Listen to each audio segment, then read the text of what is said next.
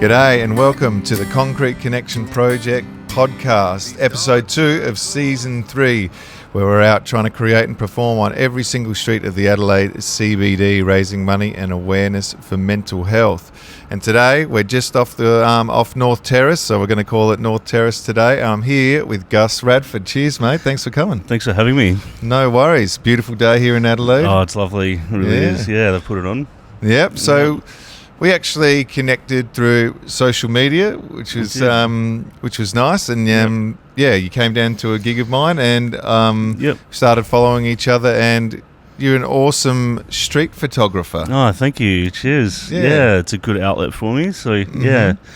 So because you are a drug and alcohol counsellor, I am, and you've worked assisting homelessness and other mental health areas as well. And you mentioned that your photography is a bit of an outlet. Like, is when you're doing work like that, I'd find it, or I'd imagine you'd carry a bit of that home with you sometimes. Absolutely, yeah. It's always, working in a helping industry. It's always, obviously going out and doing our best to support people and help them as much as we can. And just being able to kind of utilise something creative to, unwind and let off steam and stuff. For me that really helps. So and so you're sort of, I guess it's the streetscapes and urban sort of thing is a bit like the canvas you're sort of using for your photography. It is. So what sort of grabs your attention with that?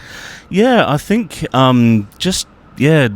different like shapes of light and shadow and people using space and like human. Something I really like as well in photography. It's a subgenre called new topographics, which is sort of the human impact on a landscape. So being able to see how people use and move in space. So I think that's really cool. And just try to tell a story in a single photo, which is something I try to do sometimes. So so what was it called? New topographics. Okay. Well, I'll check that out. I'm loving your photography. Thank you. Yes, being a mental health professional, I guess I'm asking everyone on the podcast, and it generally always starts this way. For you personally, what do the words mental health mean? For me, it's general well-being. So how people feel, how they're acting, and how their general well-being is impacting for positive or negative. How it's impacting general life. So and then, because I'm sure you would see it as well, there's a difference between mental health and mental illness. And do you run into the confusion or the sort of grey area with that, with particularly working with drugs and alcohol? Yeah, I think so. Yeah, it's often people kind of using like looking for escape, or something to help manage. For me, it's trying to explore some alternatives and that kind of thing. So so being able to work with people to see where they're at with their well-being and trying to help them achieve goals and move into a different space, or if that's what they're aiming to do. What are some of those goals and things for those people that are really struggling, particularly with alcohol and things like that? Yeah, absolutely. So a lot of abstinence, people wanting to work toward abstinence, or controlled use, improving relationship with family and friends, and getting linked into community and that kind of thing. It's there's sort of fairly common themes that we seem to see. So and then because I guess I don't mean to assume of other people, people in those sort of positions, but I'd imagine sometimes their mental health would be quite low, particularly if they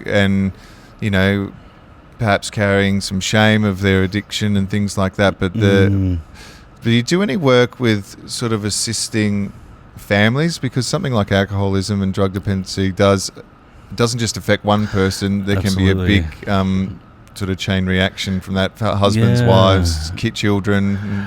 Of course, there's definitely some stuff that I've worked with sort of family members and supports before. There's certainly programs out there that work with with families and friends and caregivers as well. And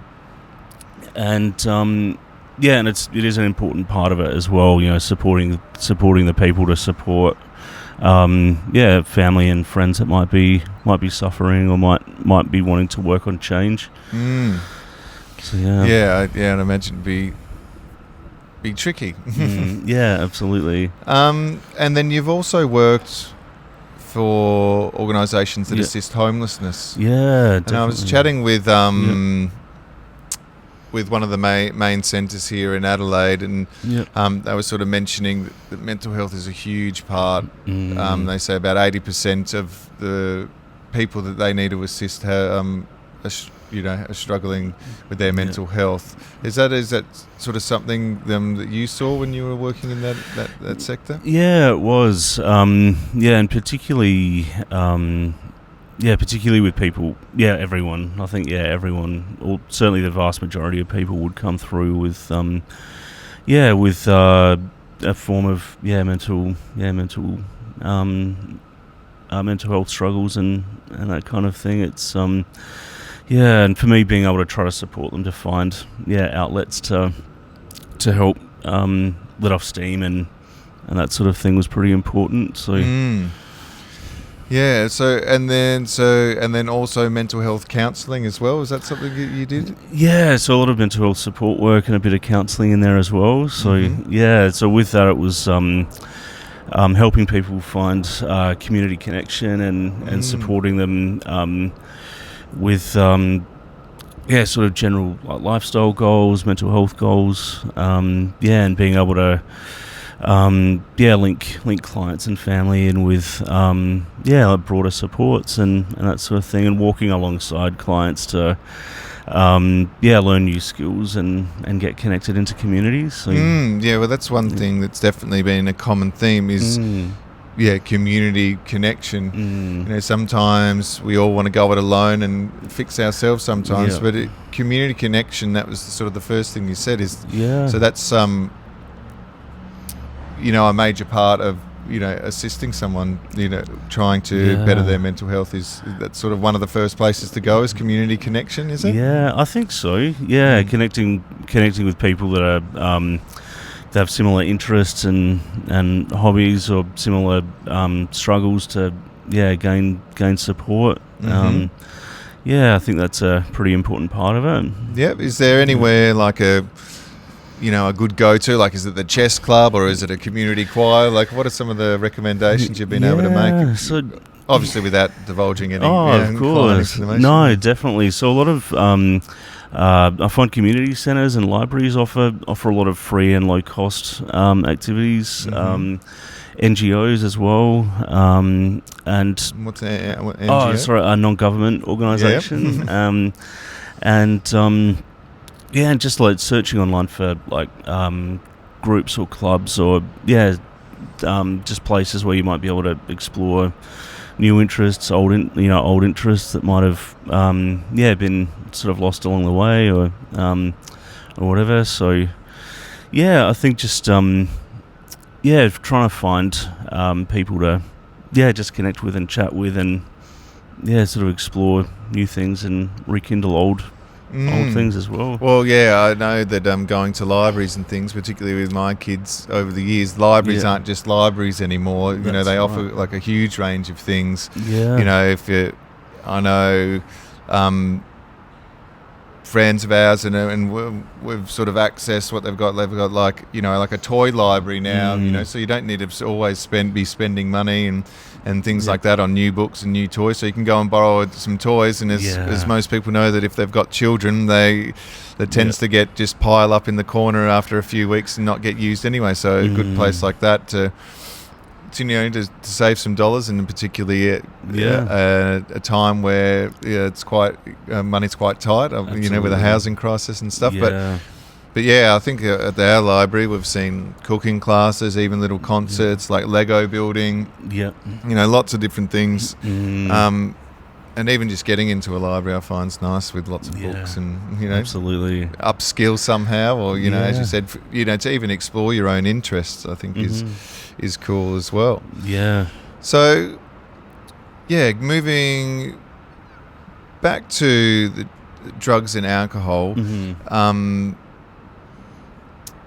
it's something that you hear quite a lot, and that addiction is a disease. And is that the way that the message is coming from an organisation? Is that what's, I don't know, I guess sort of discussed? Or is it more about, because I know a lot of people are like, why don't they just give up? Or why don't they just stop?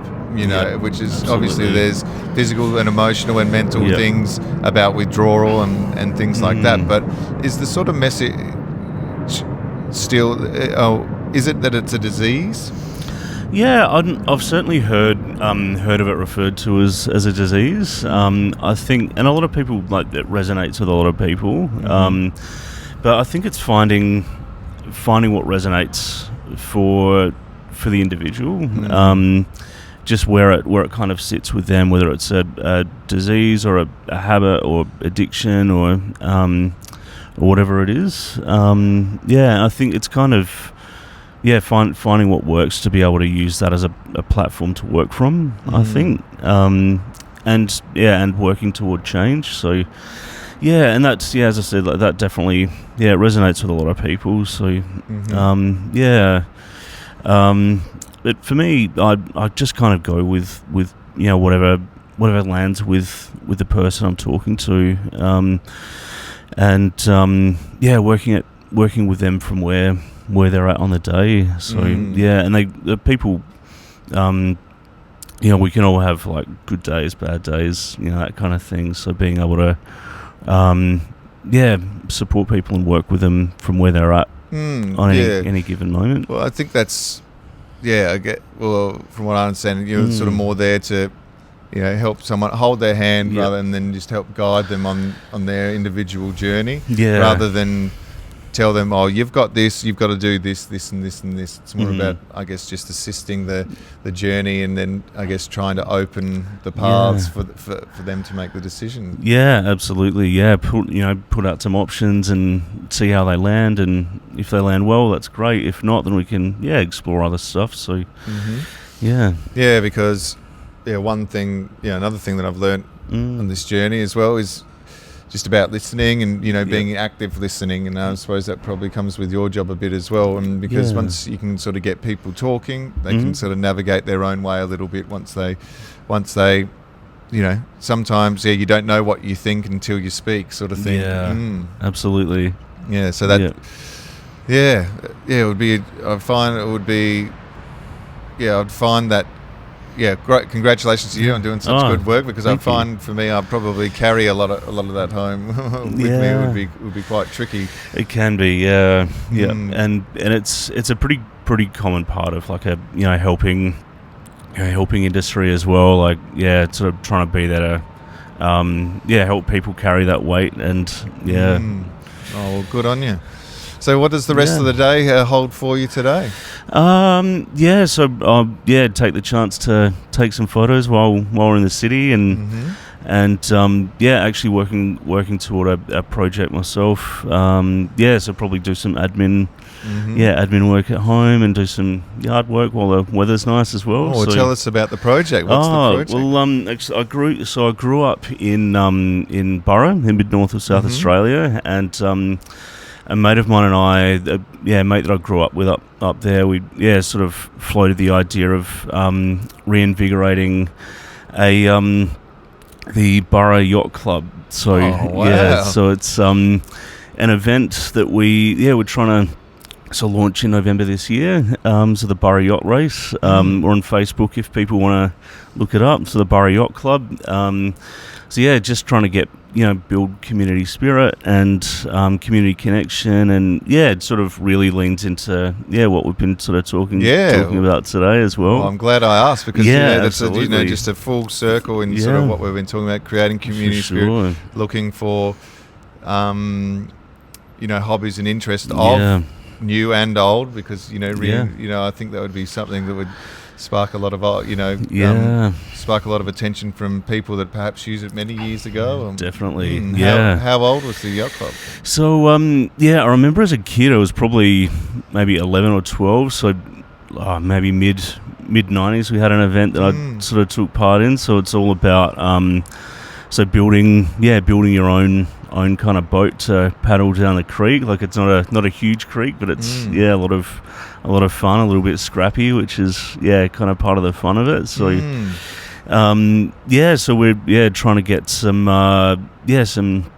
stuff lined up to get like sponsorship and local schools involved and community groups and stuff, which will be really cool. So and then how's the vibe on the ground at the moment? Are people sounding keen? People getting behind it? I think so. A lot of people are really keen to do it. We've got a lot of interest of what do we need to do, because it's all about building your own boat to pop in the creek. So what are the dimensions we need to stick to and all of that. So so it's sounding really cool. Really looking forward to chipping away at that, and again, that's for me. That's another little outlet to kind of throw myself into. So. And, well, particularly for me with my mental health journey, I found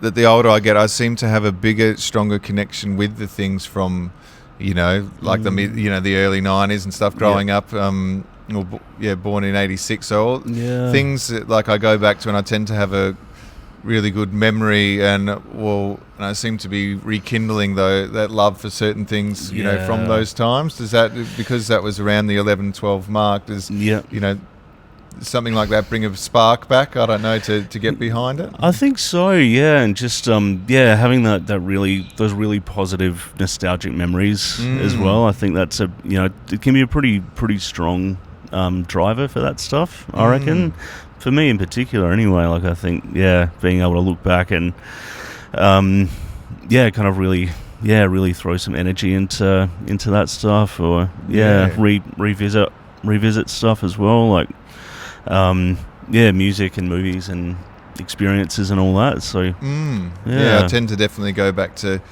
music of those sort of years, definitely a lot now. And I guess there's a whole period in lives where you're discovering new things, discovering new, but then I tend to have gone right back to when music was probably its biggest influence on me. Definitely. Absolutely. Well, thanks so much for joining us today, mate. Thanks so much. Anything else we should know? What's happening? No, I think that's about it. Just got the Burra Yacht Club. If anyone's interested in checking it out online, and I think that's about it. Oh, excellent. Well, November, the Burra Yacht Race. It's coming back. Yep. Well, thanks so much for joining us, mate. I really appreciate it. And thanks for chatting from the podcast. Thanks for having me. Cheers. No worries, guys. Cheers, awesome. mate. Thanks. Cheers.